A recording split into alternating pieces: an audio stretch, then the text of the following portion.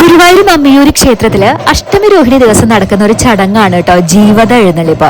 ദേവീ ദേവന്മാരെ എഴുന്നള്ളിക്കുന്ന ഒരു രാജകീയ പല്ലക്കാണ്. അതിനാണ് ജീവത എഴുന്നള്ളിപ്പ് എന്ന് പറയുന്നത്. സാധാരണ ക്ഷേത്രങ്ങളിലെ ആനപ്പുറത്തൊക്കെ വിഗ്രഹങ്ങൾ എഴുന്നള്ളിക്കാറുണ്ട്.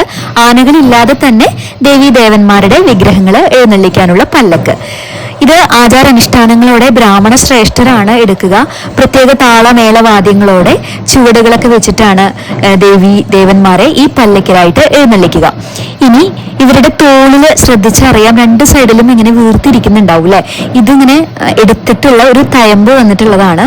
എന്തായാലും കാണാൻ നല്ലൊരു ഫീലിംഗ് ഉള്ള ഒരു കാഴ്ചയാണ് കേട്ടോ.